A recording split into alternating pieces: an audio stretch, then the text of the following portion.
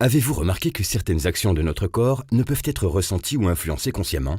Nous ne sommes pas conscients de ce qui se passe à l'intérieur de notre tête, de toutes les connexions qui se font lors d'une émotion ou d'une pensée. Mais est-ce vraiment le cas? Neurofeedback, la clé pour maîtriser notre cerveau. Notre cerveau contient des milliards de neurones, et il paraît impossible de le cartographier pour savoir où se situe l'origine d'un problème lorsque celui-ci survient. Mais on sait depuis les années 30 que les échanges de données entre neurones produisent un faible champ électrique que l'on peut mesurer et étudier. Cela s'appelle l'électroencéphalogramme ou EEG. Le neurofeedback permet justement l'étude du cerveau grâce à la mesure de cette activité électrique. En plaçant des capteurs sur la tête, il est possible de lire les signaux électriques émis par le cerveau. Ces signaux sont caractéristiques de l'état mental dans lequel on se trouve. Par exemple, en état de relaxation, les yeux fermés, la fréquence dominante des signaux émis par le cerveau sera généralement comprise entre 8 et 13 Hz. Mais comment ça marche? Là où intervient la magie du neurofeedback, c'est que si l'on informe le cerveau de la dynamique qu'il émet, il peut apprendre à corriger spontanément ces signaux grâce à un feedback visuel ou auditif et ainsi parvenir à rectifier les ondes et connexions qui ne sont pas optimisées pour la personne. C'est un peu comme avoir un professeur à côté de soi qui pointe du doigt les erreurs et qui permet à la personne de les corriger. Concrètement, une séance se déroule comme cela. On vous place un bonnet sur la tête avec plusieurs capteurs maintenus sur le cuir chevelu. Puis, on clipe sur les lobes de vos oreilles un capteur qui va prendre une mesure témoin qui va servir de référence pour l'activité cérébrale. Chacun des capteurs va ensuite relever une activité électrique qui sera enregistrée et comparée à l'activité neutre du lobe de l'oreille.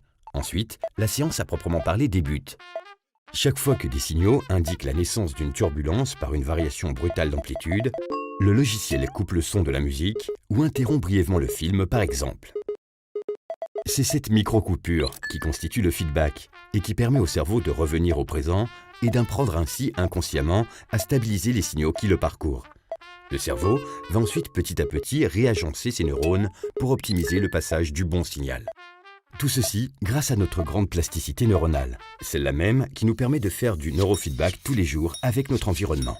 L'entraînement est progressif, mais lorsqu'une modification est effectuée, c'est pour la vie.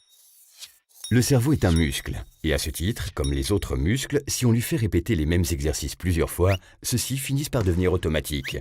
Comme un athlète de haut niveau qui répète inlassablement les mêmes gestes jusqu'à ce que cela devienne le plus naturel possible. Son cerveau va intégrer les bons gestes et ses muscles vont se développer de manière à fournir un maximum de force lorsque cela est nécessaire. Comme pour le sport, on s'améliore par la pratique. Ainsi, au fil du temps, les modifications des ondes cérébrales pourront être reproduites sans le recours à un appareil. Ils servent généralement à combattre le stress, le déficit d'attention, l'anxiété, l'insomnie, la dépression, l'autisme, etc. Mais c'est une technique destinée à optimiser le cerveau, donc il n'est pas nécessaire d'avoir des problèmes neurologiques ou psychologiques pour bénéficier des effets positifs du neurofeedback. Dans le domaine des performances, l'entraînement par neurofeedback peut être employé sans limite. Il peut être ainsi intéressant pour les athlètes professionnels, les cadres d'entreprise ou pour la pratique artistique, tant il est utile pour améliorer l'attention, la mémoire ou encore la créativité.